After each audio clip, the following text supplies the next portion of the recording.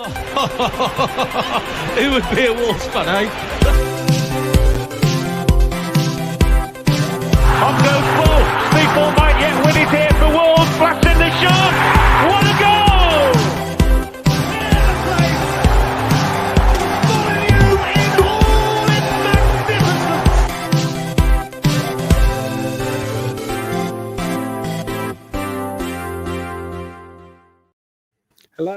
Hello, and welcome to today's episode of Wolves Fancast, part of the 90 Min Football Family Network.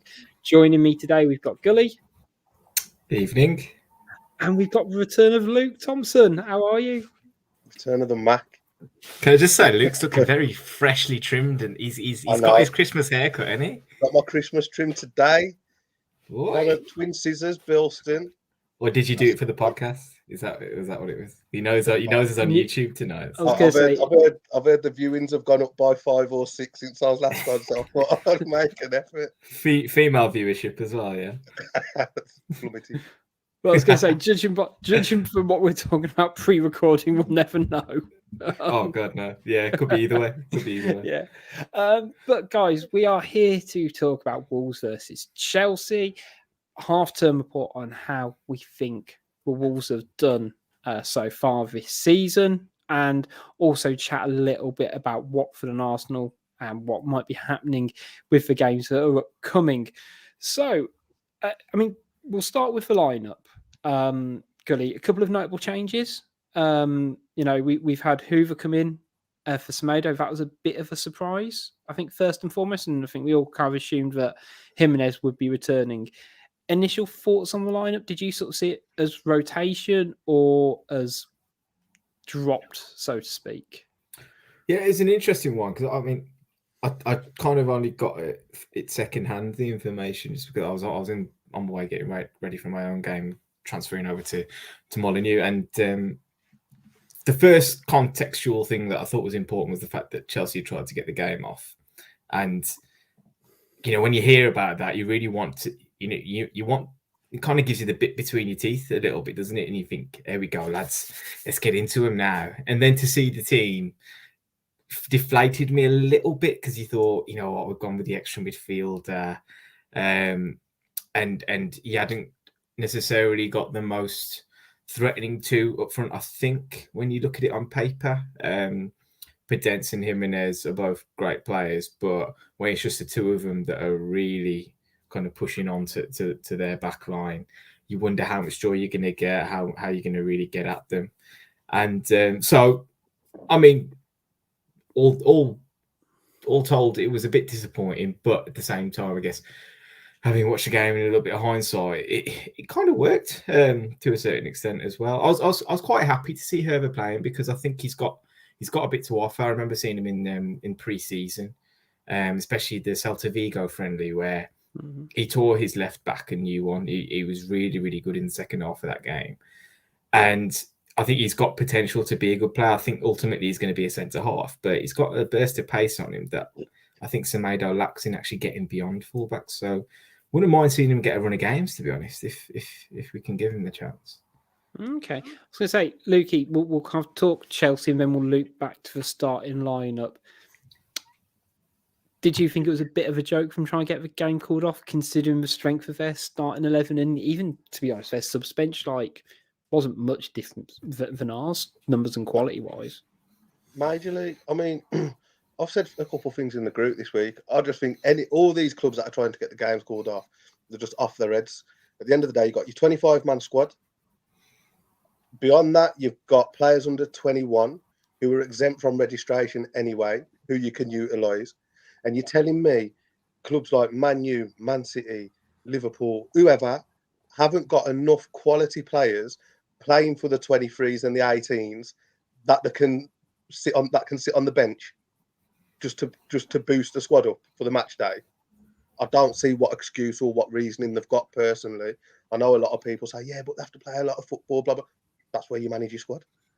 That's why you're allowed a 25-man squad. And it's not like they've not got the money. Liverpool, Man City, and all them could build a second squad stronger than our first squad. So I don't get it personally, and I think it's a major cop out because they just want more and more protection. Yeah, I mean, when I think I genuinely laughed out loud when I saw, particularly the starting 11, because it was pretty much what they played a few days prior. It was what they played in the Champions League final, bar 2 players. Yeah, I think Chilwell and Havertz, probably Havertz. Havertz obviously didn't play at the weekend. Did he? Mental. The only thing I could potentially say on behalf of someone like Chelsea and the under-21s is potential bubbles and things like that. But surely, they've lived with these regulations for several months now. Wouldn't you have just like promoted a couple more players just in case? And because that's what Wolves have done. Like, I mean, Luke Kundle hasn't played a minute in the first team, as far as I'm aware. But he's within this group just in case something like that happens. Ideally, we shouldn't have the likes of Hugo Bueno on the bench for Wolves. But he's part of this. He's part of this bubble in case the likes of Silva, for example, pulls out with COVID. And I say it feels just like a bit of mismanagement from the bigger clubs. But you go back to kind of what is the point of the under-23 setup and the under-18 setup, and we've come to the realization now a lot of these clubs are looking at them as basically revenue streams to supplement the transfer budgets for the first team, essentially. You know, you've seen Liverpool, make a lot of money out of players like Dominic Solanke. He went for a lot of money to Bournemouth, didn't he, as an example? Would have been a good supplementary player for the squad. Ended up being sold for 15 to 20 million. We done it with, all the talk when we sold Owen off to Sawi was that it was a success for the Wolves Academy. That we've managed to recoup 3 million or whatever it was that Club Brugge played. Now, that's all well and good, but ultimately, the goal here has to be to provide players for the first team, and it's getting a little bit cynical and a little bit too business-like for me that players are basically being filtered into their youth systems with no real aspiration of playing for the first team of a club. Look, Chelsea, perfect example. Someone like Conor Gallagher out on loan at Crystal Palace, having an excellent season. Who's to say he doesn't get sold for 30, 40 million in the summer, having never played a first team game for Chelsea? And how sad would that be? I think an interesting question to ask these academies is, what do you deem as success when you're coaching under 12s, under 10s, under 15s, whatever? A player from this group going on and playing 100, 150, 200 league games for the club, or the player going for 25, 30 mil? I would genuinely like to know the answer to that question. To a certain extent, I feel like the academy coaches can still take pride in both. Yeah, because they've still developed a player for a good level of football. Yeah. Definitely. And there is always the talk about, the percentage of players that make it through academies into actually playing at Premier League level and stuff being like below 1% and all that. But, it's quite a sad state of affairs, isn't it? Because ultimately there's, I don't know, maybe Brexit will change this, but there's youngsters from foreign countries who are coming in and blocking pathways and stuff. Every solution has to be a transfer into the club. It can't be from within, the setup that's already there. We are trained almost now with the transfer market, the transfer window, to not look at Luke Kundle as a viable option, for this squad. Now Bruno has talked him up, to be fair to him. But we still think, we need another central midfielder. We definitely need one. Yeah. You know what I mean? We can't. Our brains can't compute that. You know what? Maybe we've actually got. I was going to say, not unless you've actually physically seen him play as well, and it becomes a massive catch-22, doesn't it? Because we'll perceive he's not ready because we've not seen him play, but he's not going to prove himself until he does play. And the amount of times you see players, it's like. Max Kilman's actually a really good example of this. Prime example. I mean, who's shocked to see a player with potential improve when he plays games? It's ridiculous. His development's been absolutely ridiculous this season. Same as Gibbs White to a certain degree, and his career's taken a slightly interesting track at the moment, but I don't think anyone can deny his potential three years ago or whatever, but then it stopped because of lack of game time and not quite getting that rhythm. And I'd also argue, and this will be my link back into the Chelsea chat, is around Hoover. Now, he seems to slightly split opinions at this point. I think there's a bit of a player there. However, he ain't going to improve if he's only playing one in every 17 games or whatever. Like, he started, given the amount of games he started, is he going to be able to push on and compete for a first team place at Wolves, or even play enough to, the cynical point of view is he going to play enough to warrant a higher transfer fee from somebody else in the future? So I think the issue that you have here sometimes is, again, it's a bit of a catch-22, because Herver's in and around the matchday squad, but then you've got somebody like Dion Sanderson who's out there getting actual minutes in the professional game at, could you call the Championship an elite level? Possibly. I think it's a very good standard anyway. Yeah. Very good standard. And now, I think personally, if you're a manager looking at a player, you're going to look at Herver, who's got this potential, but he's only got a handful of games under his belt. Or in a season's time, for example, somebody like Dion Sanderson, and it's like, hold on, he's got 80 games under his belt now, 80 first team games in the Championship, which is going to be the better option here. So sometimes you can stay around the squad and actually play yourself out of contention. Yeah, I mean, I know we've got a question about Fabio Silva in Twitter Corner, so again, that's someone else we can bring into. Back to Wolves and the starting lineup. Were you a bit anxious about Podence and Jimenez almost in the front too? Because I saw the lineup and I was trying to work out how it's all going to fit. I mean,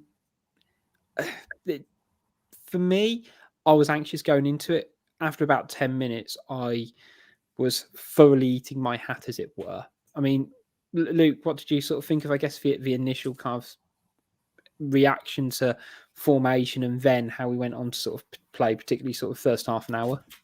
Again, I mentioned it in the group when the teams was announced. I don't really read too much into the team. The managers pick the team. If I moan with it, if I agree with it, it ain't going to change, obviously, unless somebody gets injured in the warm-up, but that's out of everyone's control. So I prefer just to say, okay, this is the team for today. Let's just see how it goes. So I try not to have too much of an opinion on it, but it kind of worked. I think the extra body in the centre of the park helped us and was kind of key. If I was to have one grumble, me personally, I would have gone with Traore over Podence, because it was so blatantly obvious we was going to play a counter-attacking game. Now, I know this player splits opinion more so than any other player, but if you're playing a counter-attacking game, for me, Traore is a perfect outlet for the counter-attack. So when he's on the bench, when we're purposely setting up to play a counter-attacking game, that's what frustrates me. But Podence didn't do too bad. You can't grumble too much about his performance. And yeah, I mean, Gully, I know you're a big fan of Podence, and I found something quite interesting that I really like Adama Traore. In fact, he can hold up play to a degree in a positive and, well, frankly, a negative. But he's an outlet, and I saw Podence doing a lot of that with his ball control and his trickery. I mean, he was kind of at the forefront of pretty much all the good things Wolves did. You can start with the offside goal as a prime example. And basically all the free key incidents in the first half, he had an involvement in the offside goal, the handball, and then Donker's chance, I guess. Yeah, absolutely. And I think my concerning issue was that with Podence and Jimenez there, we weren't offering too much of a threat in behind. But what ended up happening in the first half was that with Moutinho, Neves, and Donker, Podence, we created this kind of square within the middle of the park where Chelsea, who had Trevor Chalobah in there and Kante. Now, Kante obviously is a world-class player, but Trevor Chalobah is a makeshift central midfielder ultimately. And we managed to keep possession quite nicely in that area of the pitch, and Podence was very important to that. And then that's where, we win the ball. I think it was out on the flank. Hervé won it. We managed to play through the middle of the pitch out wide to Marcel, who actually put a good cross in, which was probably the most amazing thing about it. And yeah, we were unfortunate to a certain extent with Jimenez not timing his run. To be, when you look at it there, he doesn't need to be ahead of the play, does it? He really doesn't, and he should know better, because it's quite obvious that he's ahead of the centre half. He should be lining himself up with him. Marcel's got so much space to play the ball in behind, and you can see where see Jimenez is looking. He can see halfway across the line, isn't it? It's not like he's been caught out wide or whatever. He's, he can see where Thiago Silva is. The only thing you're thinking is maybe he thinks there's someone behind him who's actually playing him onside. But that's the only thing you can be thinking. You don't want to give it that chance, do you? I mean, I don't often find myself in positions where I might be played offside, but that's my major concern, is just always to stay level with someone in an opposition coloured shirt. And yeah, unfortunate, because I think the play up until that point had deserved something. And it was a real good point in the game to score, I think, because we were on top at that point. Yeah, we're playing good football, and I think for all talk of us being defensive, going into a game and just going on a counter attack, it didn't feel that way. And you look at that goal, and we passed it through them, and we had them on the ropes, in my opinion, and we got them rattled. Obviously Thomas Tuchel's a world-class manager, and he is adept at changing things mid-game. But for him to switch formation, partway through the first half, I think it was, to kind of cope with our midfield, because all of a sudden, we were somehow, we're playing basically 4 central. What did you think he changed? Sorry, Rich. I'm not sure what you. I think he changed to a back 4. Did he? No, which I believe he did sort of slightly switch system at one point to try and. Something definitely happened, because the Chelsea players was arguing, and some of them was arguing towards the bench. What's going on? What's going on? What we're doing? And whether it was tactical or he certainly said something at half time. Because this is where sometimes it might have been maybe around when Cody had his treatment, the break in play kills your momentum and gives the opportunity for the manager to get a message out there, and that can reset a little bit, and so it can work against you sometimes. But yeah. I mean, the other sort of one where Podence was involved to a degree was the Kante Handball, I guess. With ones like this, I always like 2 opinions. The heat of the moment one, and, one 24 hours later. So, I'll pull up the still frame, which is always a bit of a harsh thing to do for any, any handball incident. And I'd be pissed if a Chelsea podcast was doing that, if it was a Wolves player or whatever. It didn't half look like it looked horribly blatant, though, even though maybe in the cold light of day with my rose tinted spectacles off, not quite sure. I think it has hit his chest first, hasn't it? And that's the saving grace. That's the only saving grace. Frustrating, because it's more of a handball than fucking Moutinho away at Man City last week. Yeah, and that is the frustrating thing. The fact that you can't, say you compare the 2 incidents, which aren't, horribly similar or dissimilar, it's still for the same, let's say penalty, yeah. But I still couldn't tell you whether Moutinho's hit his arm or not. That I can see it probably hit his arm. You look at it, but. I mean, I mean, funny. It's come from 50 yards away. Yeah, the ball's actually travelled a serious distance for them Kante to do what. Now, I think there's an argument that it came off his body and then onto his arm, and people will say that the deflection doesn't automatically make it a handball. But when it's come from that distance, I'm sorry, but. I mean, Gully, we've all done it where we've missed a flight of a ball. You play at the back. I've played at the back, and either the bouncer's got you or something. And the amount of time that I've seen. Whatever you do, don't go back and watch the Content Creators Cup highlights now, because there's a really bad example of that. But does that mean all your hands like that? It's just awkward from let's say a genuinely magnificent footballer. Now, how do we know it wasn't deliberate? How do we know he hasn't thought, fuck, I've miscontrolled this? So he leaned over to control it with his arm. How do we know it's not deliberate? I mean, to be fair, he stood there like the angel of the north, mate. So it doesn't. To a certain extent, it doesn't matter if it's deliberate to me, because then the whole unnatural position thing comes into play. Then that's just a mess in itself. And then so therefore, which rule do you want us to go down? Because the one that goes fucking for us every week. Well, there you go. But I was going to say, for one where we can continually shift the goalposts around this, it's like, because let's be honest, I do feel sorry for refs with handball, because it is like this one role. No. Not anymore. I've got no sympathy anymore. I think it's the fact that he didn't give anything, because then there's the whole goal scoring opportunity and it's being 1-on-1. At least give the free kick. Like, come on. I was going to say, that's if he gives the free kick, Collar send him, no bollocks then. None of them have gone in. This is the thing. None of them have. Do we want to hear Bruno Lage's thoughts on VAR? Yes, I haven't heard of it actually. I will play the clip, guys. I cannot say nothing about the players. Even today, it was very hard to talk with them in the end, because even my players are confused. So the same VAR who saw it, it was offside with Raul. Raul don't touch the ball, it crosses from here.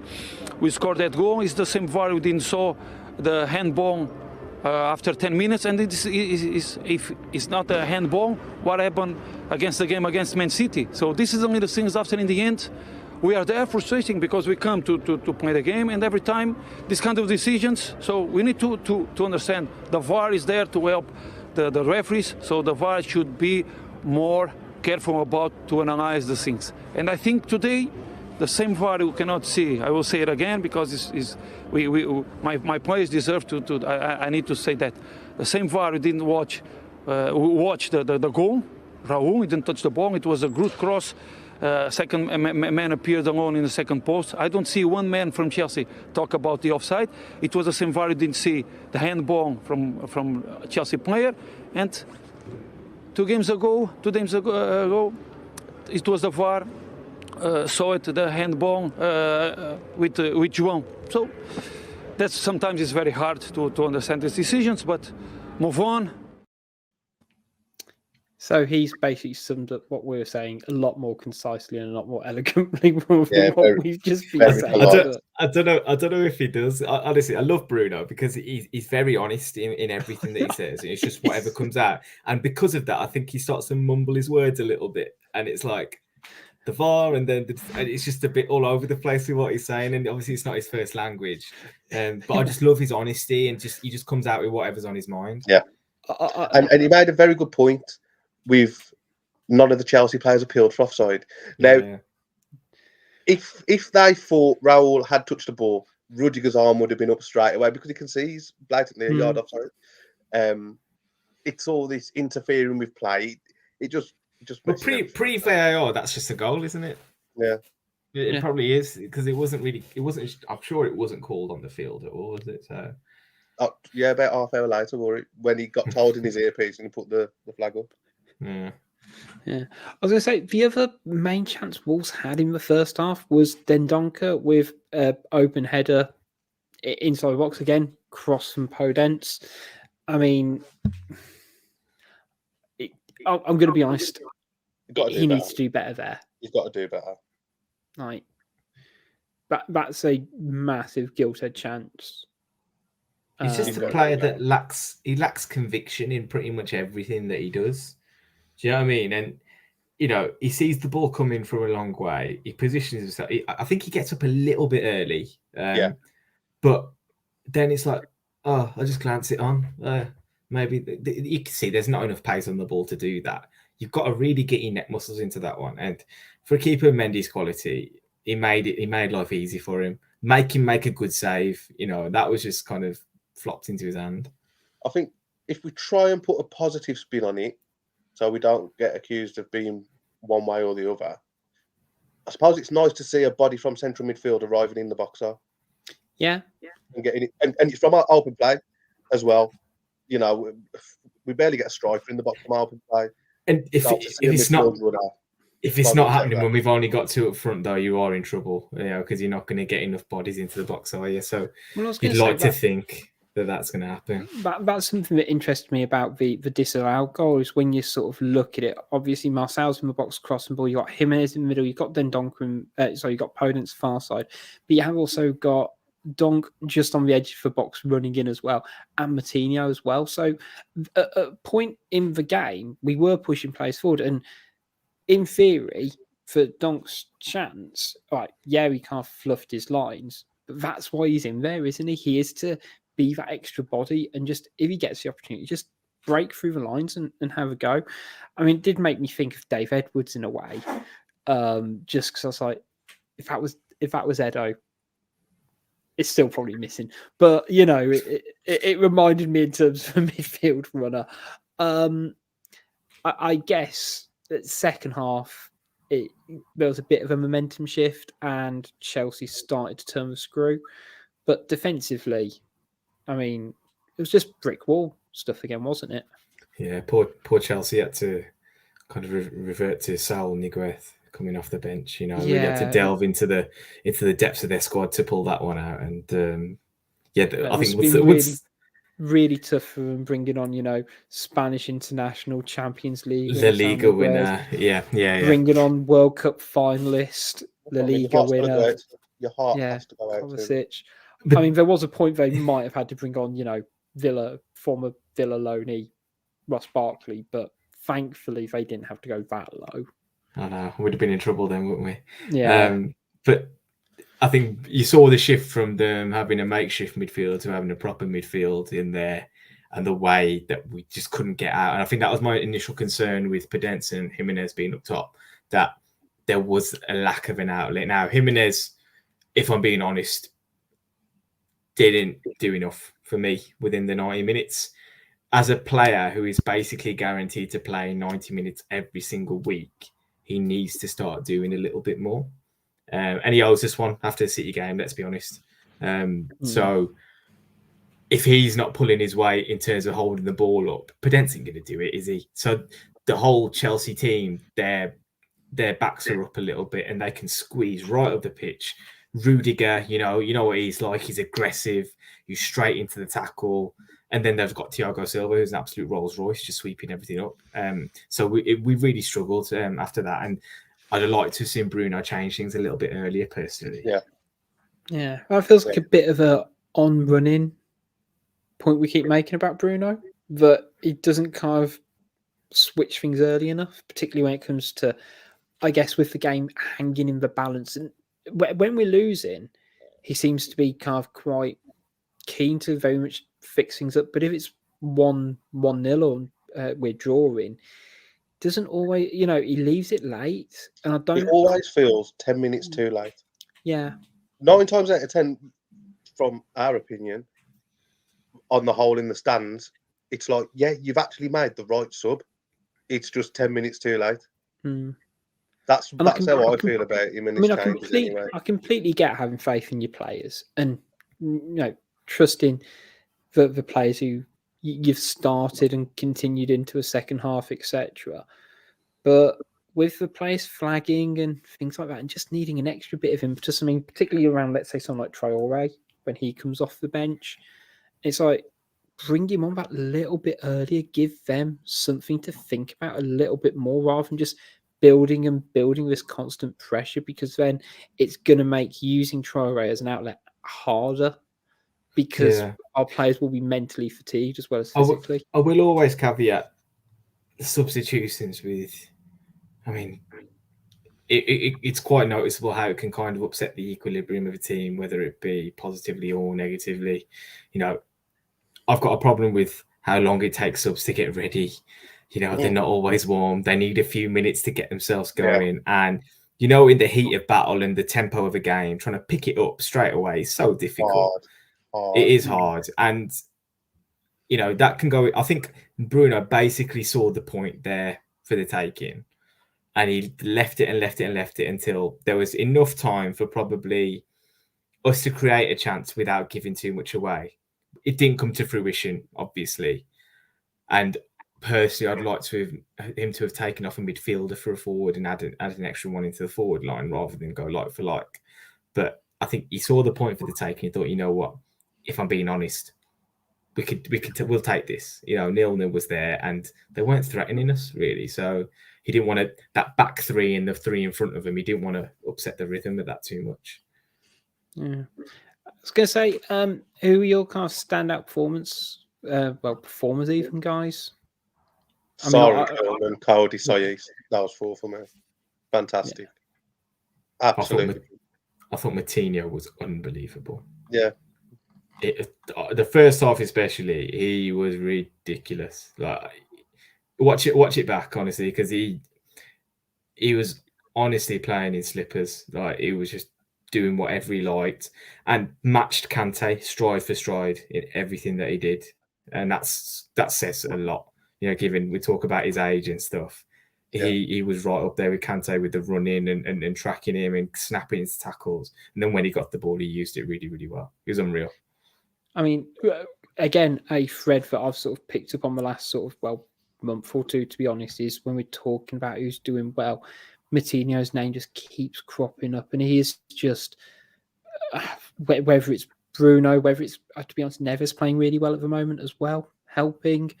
He seems to have just found that rhythm, and you don't always notice when Moutinho has a good game, but it's on games like this, when particularly that first half when we dominated, and I say you just watch him for like 10 minutes and you go, he's not lost the ball. Well, you notice when he's had a bad game. Notice when he's had it, because his levels drop and you're like, whoa, we don't normally see this. And it's almost a bit of a shock to the system, because then all of a sudden everything's going wrong for him. But that I know, I mean, I tweeted saying that the two oldest players on the pitch were probably the two best, because Thiago Silva was just. I was going to say that was there something quite nostalgic? Isn't quite the right word, but nice about these two sort of old war horses of European football, just absolutely killing it. Because Thiago Silva, I mean, I can't remember which one, but he did an interception, I think, in the second half, where he just knew what he was doing. And there was one in the first half where there's kind of a bouncing ball play forward, nightmare for any centre half to deal with, because he's running back towards his own goal, and he had Jimenez right up his arse, and he just done. It was so clever. Like, the ball was bouncing, and Jimenez kind of got his body in there, but Thiago Silva just done everything he could to make sure his body was between Jimenez and the ball, and he was basically falling over the whole time. But somehow, some way, he just managed to keep Jimenez away from getting the ball. Because if he gets the ball in that position we're in, and just the way he just seemed to manipulate his body, and he was hell-bent on making sure that his team wasn't under pressure in that situation. I was just like, I don't know how he did it. 37 years old, man. Jeez. I mean, I just think it was, again, it's glorious to kind of see, I guess, fantastic players playing fantastic. Whether it's not in for your team. I've pulled up some of the stats from the game as well. I mean, obviously possession-wise, but they dominated in the amount of passes they had. But both teams actually didn't really have that many on-target chances. Only one shot on goal each, which kind of doesn't quite feel right considering the flow of the game. And obviously we had the offside goal. But I think overall, would you say points fair result, even if we're looking a bit unbiased? I think a point against Chelsea, the champions of Europe, is a good point. Even if they have got players missing through COVID and whatever, they can still bring in quality, as we saw with the starting lineup. It's a decent point. And I think 98% of Wolves fans would have taken a draw before kickoff. And I know your view always gets skewed after the game's been played, but I think it's a decent result. Moaning about a point at home to Chelsea, that just shows, I'll get abused for this now, how privileged we are. Yeah. Really. I mean, Gully, my question to you then, if you're a Chelsea fan, do you see this as 2 points dropped, or do you see it as a fair result? Because again, Sarr was great, He dominated where he needed to, but it wasn't like he was peppered. He had one save to make. I think there was a couple of crosses where he kind of palmed him away, but in terms of chances, that's all they had to do. So I don't think they can legitimately claim to have dropped points in that game. And I think this is where we need to realise ourselves that, ultimately we're matching the best sides in the country, like stride for stride, in every single game we've played in the last couple of weeks. So we should be pretty pleased with where we're at as a team. And lest we forget, football at this level it's freaking hard. Honestly, you look how hard both teams had to work to try and get anything out of it. Honestly, to be fair, both teams, and the best players in the world. N'Golo Kante is one of the best midfielders in the world, and he was busted a gut to try and get anything out of us, and he couldn't. They couldn't make it happen. Yeah. Rounding off Wolves chat, then who are we giving man of the match to? I've not put up the who scored player ratings to give some, I guess, some semblance. I mean, I think what a fucking travesty that is, man. 6.1 for Moutinho. Flipping 7.3 for Herva. I mean, Herva I thought was okay, but not 7.3. Not the best player on our side. Oseisa's actually the best. For me, it's any of those back four there. Sayis and Sarr for me. Probably Sayis. Sayis, whoever you say his name. I was going to say, for me, I'd probably go Cody, just because he is battling an injury at the moment, and you could feel it taking his toll. But the way he kind of held it all together, just when we needed it, we didn't drop so deep, and it was. I can't remember who said it. Goody will probably sort of pull me up on it. But the perfect game. Someone once said, the perfect game ends 0-0, because both kind of teams that you say they're cancelling each other out. 3-2. 3-2 to Wolves. I'm assuming it's 1-0, and it's an absolute screamer that nobody can do anything about. That's probably the perfect game. So, Goody, how about you? Are you still giving it to I've got to give it to Jam. I've got to give it to Jam. I know I've just seen all 6.1 Jam. What do you know? That's all. It's all stats based. Who on earth would use stats in their analysis of any football match? Honestly, have a word. It is shocking. Well, we're going to take a short break, guys. We'll be back, as I say, to round up the first half of the season and chat a little bit about the potential upcoming games. See you in a little bit. Hi, it's Richard from Wolves Fancast here. Just interrupting today's show before we get back to some questionable opinions and opinionated questions. Talk to you a little bit about our sponsors, Pixel Yeti Media. They are a design agency that put you and your business first, from web design, logo and branding design, and marketing. If you have any marketing needs, get in touch with them to find out how they can help you get it right. They are over at pixelyetimedia.com. Now let's get back to a show where we can give you some really forced wordplay, niche cultural references, and maybe even a bit of football talk. Attention parents and students, we have an incredible exclusive offer from our friends at ProPrep. This is the perfect study tool for university students undertaking science, technology, engineering or maths related modules. It can halve your study time. ProPrep provides bite-sized videos relevant to the module or course, which can be accessed from any device at any time. It has already helped over 500,000 students pass their exams. They provide customized STEM study tools that match your syllabus. Long lectures are condensed into short and clear video tutorials. After the video, you can go through what you've already learned with interactive exercises and practice questions so you'll be ready. You can even submit questions to the ProPrep professors and receive a video answer within 24 hours. ProPrep created a special offer just for our listeners. All you need to do is go to their website, proprep.uk/info/football for more information, and our listeners can sign up today for a free 30-day trial.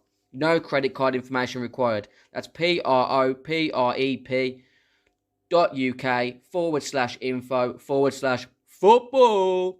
ProPrep. Welcome back, everybody, from our lovely sponsors. Ad break, guys. We're halfway through the season. Doesn't feel like yesterday since we were kicking it off. I think enough games kind of gone under a belt now where we can actually judge Bruno Lage on a decent run of games now. Been some interesting op-eds come out this week in terms of what they think of how he's doing. And I'm going to pass it over to Goody first, chiefly because we can do a fantastically shameless plug for your blog on Bruno himself. So without saying just read the article, like, guys, how do you think the season's gone so far? Yeah, I mean, won't give too much away because I do want to direct people to have a read of it, but kind of triggered Link a little in bit. the description. That's all I'll say, guys.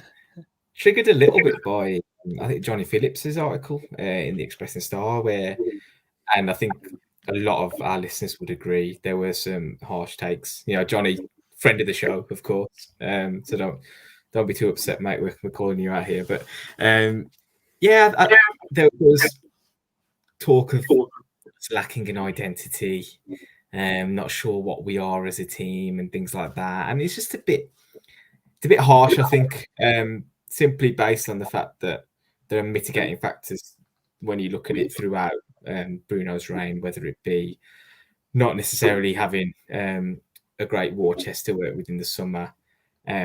He's new to the league. It's only his second job in management. It was a gamble. Like when you think about it on that basis, he's only had one proper season of success. He resigned halfway through the next one at Benfica. Now he wanted to create an attacking, scintillating football team. Wasn't able to with the players at his disposal, and I think the real credit has to go to the fact that he's shifted his approach. He's able to work in a different way with a different group, and he's made us a successful football team as a result. And when you look at it, things like we haven't conceded a goal from set piece so far this season. That is actually ridiculous. Like when you think about the amount of corners that come into your box, the amount of free kicks that come into your box, even direct free kicks and stuff, like you can't really do too much about them sometimes. But the records show that we haven't conceded one. So, and ultimately, I think set pieces can often be just pure chaos. Ball comes in, it rebounds around, and even you look at the goals we scored against Villa. To kind of get back into the game. Yeah. Villa conceded those goals because they were soft-centered, they were panicky, they weren't assured in any way. In that scenario, we are all of those things. And I think there was a comment in Johnny's piece that said in the Brighton game, we conceded quite a few set pieces towards the end of the game, which were unnecessary. If I'm being honest, I'm quite happy watching us defend set pieces right now. If we need to give a free kick away, 30, 40 yards from goal, bring it on at the moment. That's going to bite me on the arse against Watford, no doubt. But it's one of our strengths, so play to it. I just think for someone who's pretty much a novice, and for someone who, let's be fair, we weren't expecting a lot from at the start of this season to be doing what he's doing. I think you've got to give him a massive pat on the back so far. Go on, Luke. I mean, by and large, it's basically a very similar squad to what Nuno had last season. Couple of additions in Trincao and Wang. Let's say you compare, I guess, the first 6 months of this year to the second half with this similar group of players. It's almost you could argue light and day. Yeah, I mean, I think we look like a completely different team, especially defensively. I think towards the end under Nuno, whilst we didn't really concede a hell of a lot of goals, we looked vulnerable. Now we don't have that vulnerability about us when teams are attacking us. Last season, every time a team went forward, you're thinking they're going to create a chance here. Now we don't give those chances up so easily.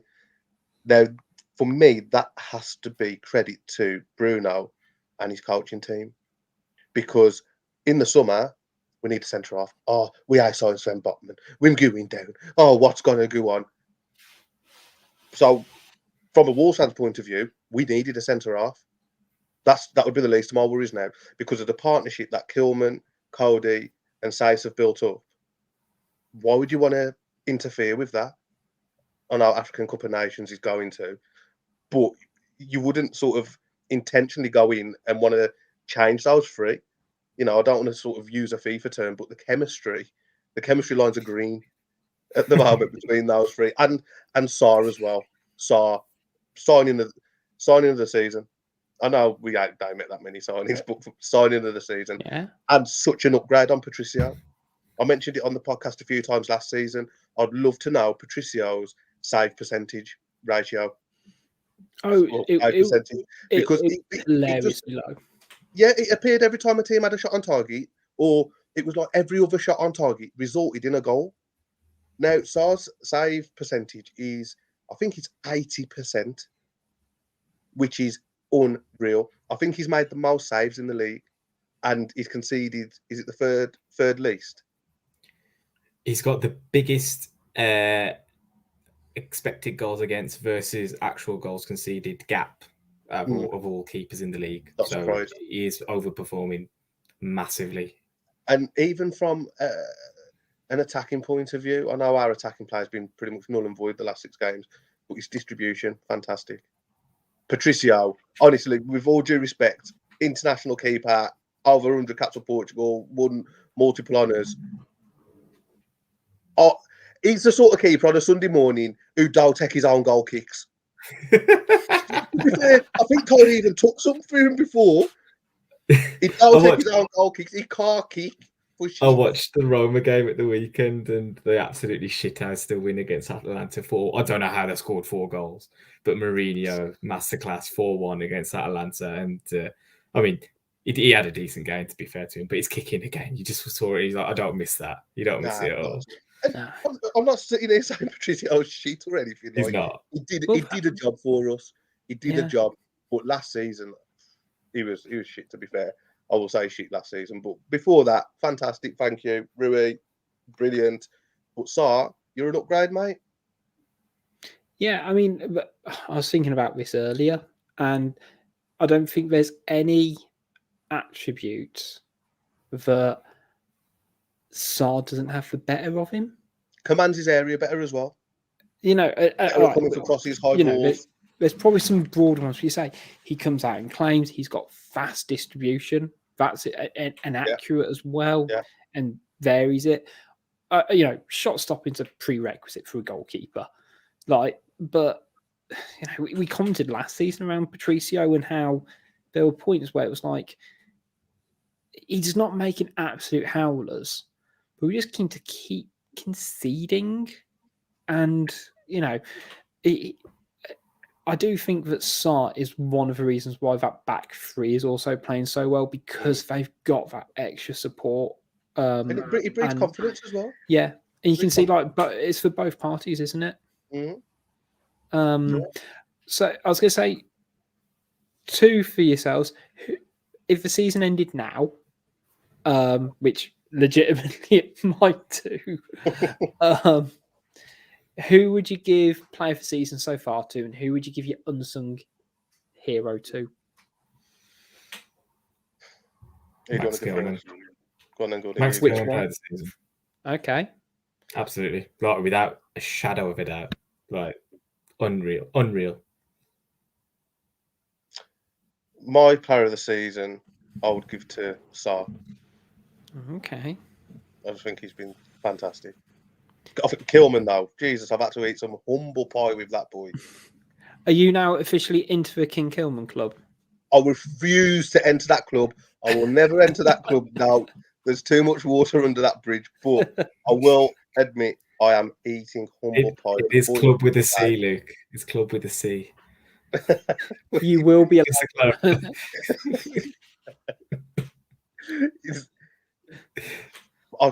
He's amazing. I mean, he can't be far off England. He can't be far off England. We didn't even talk about the chop he did in the first half against Chelsea. You know he played futsal, don't you? He has. Nothing less.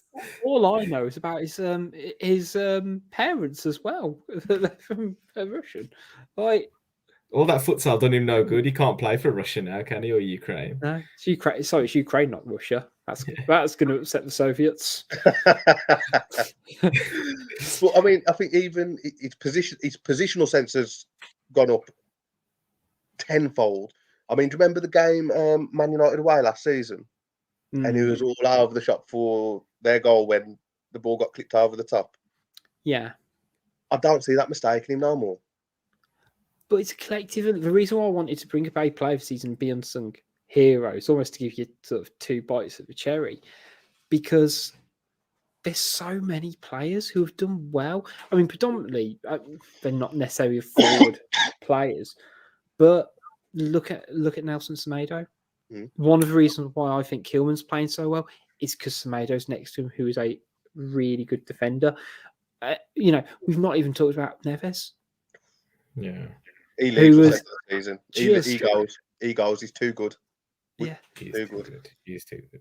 He goes somewhere. He goes to like Liverpool, Man City, and he does what Jota's doing now, and he steps up. Yeah. Semedo was going to be my unsung, and it was going to be slightly political based on the amount of hatred that he's got since joining the club. But he's my unsung player this season because he's just locked down that position now. And I was at the Leeds game, Leeds away, and the bloke next to me, Semedo had just set up the Juan goal. I think he'd made a run down the right hand side, and the bloke turns around and goes, "I'd still have Doherty any day." And I was just head in my hands. I was like, "Oh man, just let it come go, on, guys! mate. Come on, guys! Just let it go." And right, it's not the greatest barometer, but look what Doherty's done since he's moved to Spurs. I feel sorry for him a little bit, but yeah, Semedo could go and play for Spurs. I think. Yeah, that's the way you got to look at it. I'd like to think Semedo's better than Emerson Royale. Exactly. Yeah. Exactly. I mean, I do sort of feel sorry for Doherty in a way, but the way the last sort of 8 Listen, he's getting paid handsomely from there, and he was all right signing that contract. Yeah, there's a reason he went. There's a reason he went to a big London club, and he's not working for his dad's upholstery company half time anymore. He's not doing any carpet cleaning anymore, is he? Say that there's about 4 or 5 players who I think have been real standouts, and on the whole, I'd be gobsmacked to find many Wolves fans who are upset with this season because, say, you look where we are in the league. We've got one in our Fancast group. Yeah. That's Stu. Fuming. Stupid. Stupid, yes. I mean, the fact that there's still obvious progression in this team as well. And we know that just from the coaching setup at the moment, that a couple of, I wouldn't say better, because that's unfair onto some of the players who we currently have, but more appropriate players to the system Bruno wants to play, of which he has been bluntly honest about, which is scary. But he doesn't want to be playing this formation with necessarily these players, and he's still getting, still singing a tune out of them. Like that. That's surely the sign of a great coach. Over to Fosun now. That's all we can do, because we have got the makings of a great team. We've sort of created that defensive stability. We're hard to beat, very hard to beat. I don't think teams enjoy playing against us because they know that we're going to be hard to beat. Going forward, we're struggling. We need something fresh up there. We need the players that are playing to do more. We've got options. We have got options up there. You can't tell me there's not talent up there. They've got to be playing better. Obviously, we've got Jimenez. Brilliant. Listen, I'm flying the Traore flag as well. Brilliant. Trincao and Wang, I having them. I don't think they're good enough. Like how we're going to just let it hang and work out. Bruno seems to think. Well, I think with the Huang one, Bruno seems to think that he's basically signed on the dotted line from January the 1st, and so I think we're going to get used to the idea of him being around. Trincao, he's got a lot of convincing to do. I think he's the kind of player who looked good in a very good team. He's going to keep the ball a lot, but we're not that team at the moment, are we? So we need Neto back. We need Neto, and then you could almost say, cheers, Trincao, for the first half of the season. Barcelona could do with your help. Well, it'd work in everybody's best interest when Neto's back fit. Get him off our wage bill. He can start playing a few more minutes. get a bit of sunshine on his back, and we don't have to watch him, and we can watch Neto instead. Yeah, I do think that like Trincão's, a semi-permanent player, and we think, Hwang's pretty much going to be confirmed January that it's going to be permanent.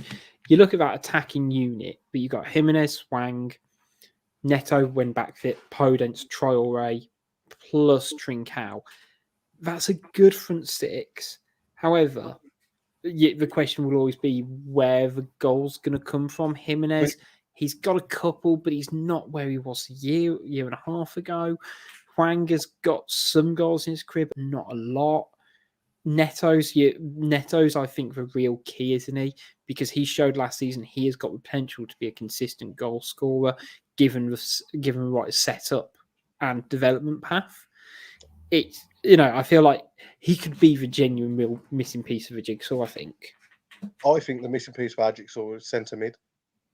Still think we need that box-to-box midfielder who strong, can put a tackle in, decent in the air. It's an upgrade on Dendoncker, isn't it? Mobility's our biggest problem in there. They're all a bit slow. Yeah. I don't even think Dendonker's the answer.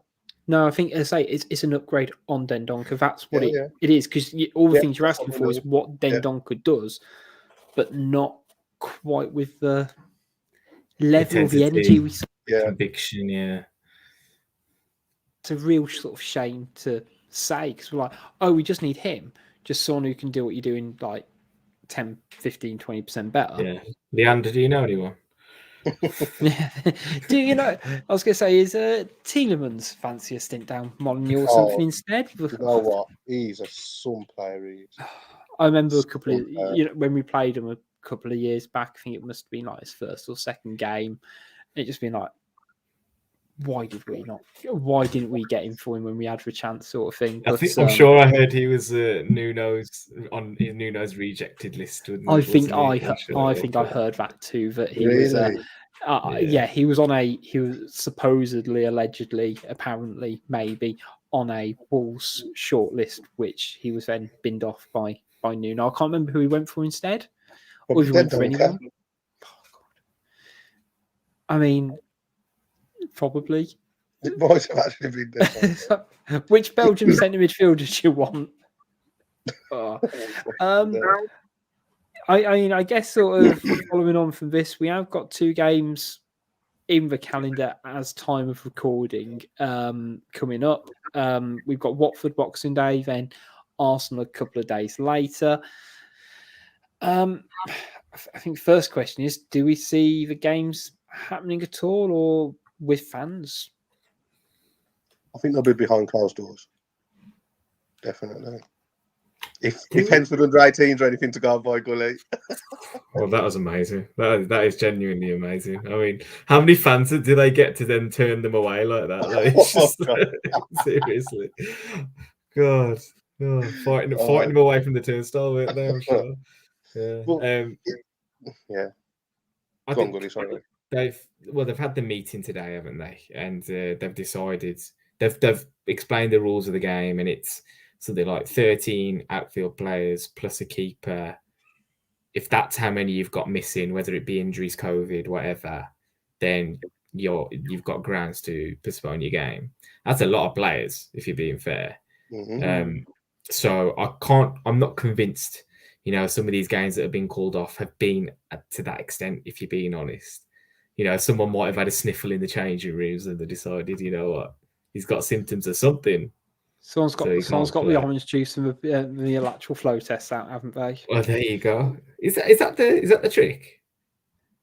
I don't.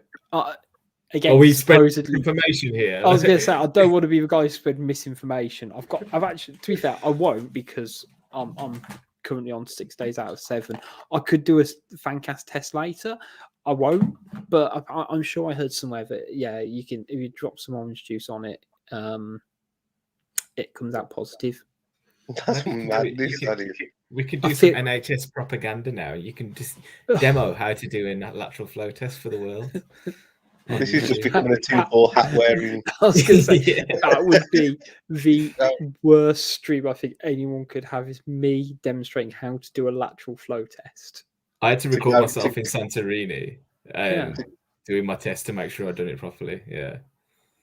And then I had to send it off to Randox, that famously Tory-owned or Tory donor-owned health company who seems to be making a hell of a lot of money out of this process, but we won't go into that. I was going to say, one thing around kind of COVID as well, you know, I want to sort of mention is the majority of Wolves players have now had their booster jabs as well. And I think they pretty much all had it, you know, just after full time against Chelsea, which again, I think is fantastic for the club. They seem to be on a genuine kind of health promotion push within the club. What if it knocks our players sick now? It's a bit of a busy period, isn't it, to start? No, that's why I think that's why they had it just after the game, though. I think because now they've not got a game until Boxing Day. They, you know, to be fair, I mean, I'm in the same kind of peak condition as any sort of Premier League footballer, of course, but I was feeling the effects for the next day more than I felt with my first 2 jabs. So, you know, if that's anything to go by for these, you know, elite, you know, human specimens, I can see why they did it then rather than, you know, waiting any further, because they wouldn't, let's say, maybe have it between Watford and Arsenal and things like that, because actually then you'd be a bit like, well, hang on, if I'm not quite right, it just drags on and on and on. But, you know, it's not the first thing the club have done in terms, you know, they did the CPR training as well earlier this season as well. So, you know, I do think that's a lot to be commended with the club. Like, everyone's on the same hymn sheet, you know, frankly, whether you agree or not, but they seem to be on the same page, which I think kind of goes a lot for the cohesion at the club, which hasn't always been great. Well, they've got that new analysis room now, haven't they, where I think they spend a lot of time having meetings and stuff, and obviously having the crack. So and having a bit of wine and cheese. But I was going to say, guys, if the Watford game does go ahead, whether it's behind closed doors or with X number of fans, what we think in scoreline wise, we won't kind of go through how we think Watford are going to line up or anything like that, but what do we think score predictions for both games?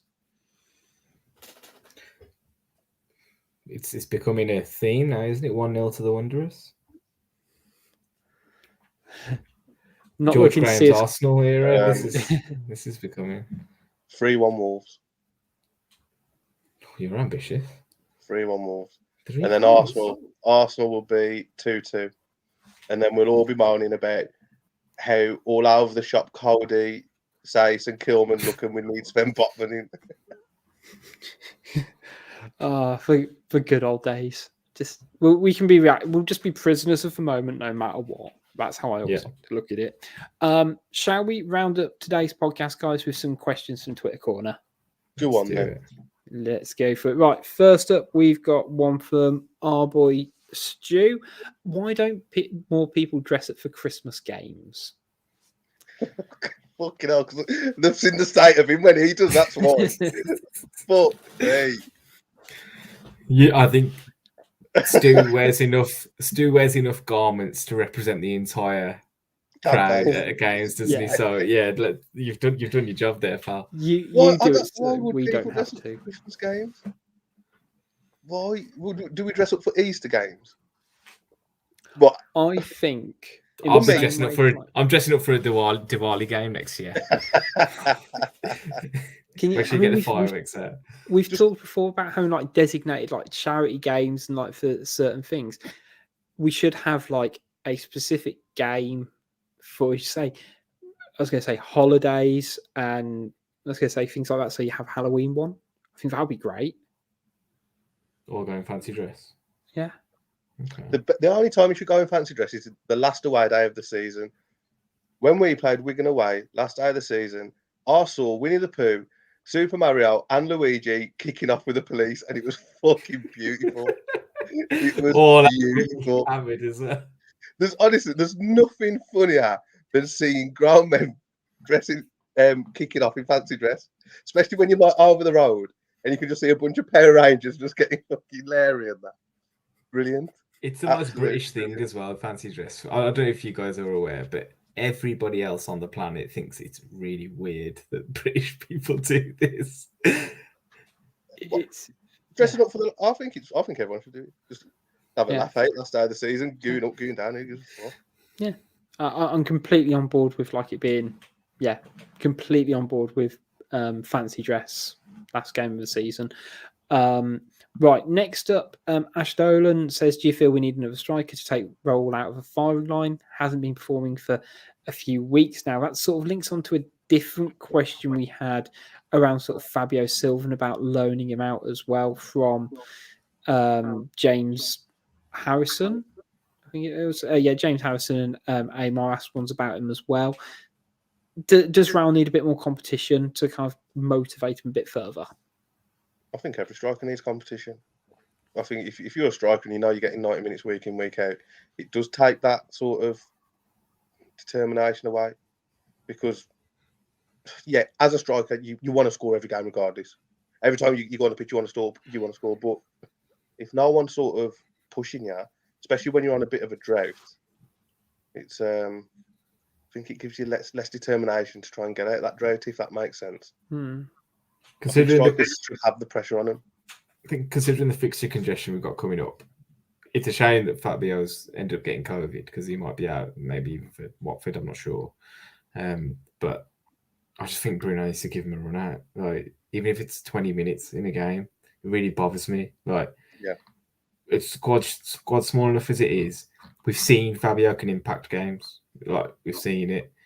He had a whole season. And I did make the point in the week that maybe the amount of game time he had last season, which was circumstantial ultimately, we brought him in as a backup, as a bit of a protege to Jimenez.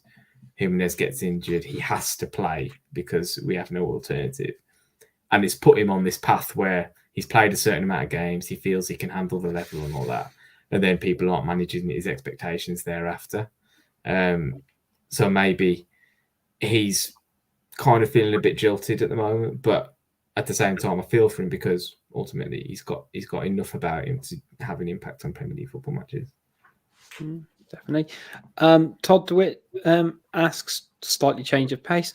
Can you run faster than Adama Traore can? Let me try that again. Can you run faster forwards than Adama Traore can run backwards? Over what distance? See, now that was my exact first thought. So for over 5K, I'll have him. Because I'd definitely lose over 5K. It's all finishy. How fast could you possibly run backwards, anyone? I reckon you could pick up decent speed. You'd fall over before you could actually get to a decent speed, though, wouldn't you? I reckon he could pick up speed to give most sort of average sort of 40-year-old men a run for the money. What kind of bar are you sitting here? Because it's not a very high one, is it? A man called Aaron Yoda can run a mile backwards in 5 minutes 30 seconds. No way. Yeah. That is according to the great people at the internet. That is a load of shite. I'm not having that. No. How can you even run that far backwards? He's got to do that on a track, ain't he? You can't do that in the street. Yeah, I'm assuming like this world record has not just been like done down Bill Nye Street. Have you seen some of the crackhead Red Bills do? They're all running around backwards. If we say, I love Bilston. I feel I could beat Adama Traore by trying to psych him out, because like he seems to be a little bit mentally fragile. So I don't know. Like I think I'll just remind him of, every time he hasn't passed, or that time he keeps, because he loses confidence when he gets fouled. Remember that one-on-one against Leicester, Adama? Yeah, first game of the season. No, I wouldn't try and like kick him because he could beat the living hell out of me. But I just remind him of like, do you remember when you played Liverpool a few weeks ago? You're doing really well. Yeah. It's a shame Fabinho kept fouling you on the centre circle. Couldn't let you get anything going, could he? Shame, isn't it? What are you? Just set the race up. Just one of us will race him. We'll film it. Give it a go. Give it a go. Yeah. All of us can race him. We'll get 8 or 10 of us down there. We'll race him and see how many can beat him. Yeah. This is Luke going, Adama, come Aldersley Stadium, yeah. We'll get it on the track. Come on, mate. Bilston High Street, I'll have him. I think that's probably a really good point to end the show. So thank you very much for listening, everyone. Make sure you go check out our sponsors of today's show, Pixel Yeti Media and ProPrep. Not quite sure when we'll be back on because it is kind of going to be dependent on the games and what kind of happens in the next few days. So I think this will definitely be our last show, I think, before Christmas. So have a fantastic Christmas, everybody. And make sure to keep up with Wolves Fancast on all your social media for your lols and trolls at Wolves Fancast. Until next time, it's goodbye from Luke. See you later. It's goodbye from Gully. Merry Christmas, everyone. Happy lockdown. Yeah, Merry Christmas. Merry Christmas, everyone. Hope you have a good one, guys. See you next time.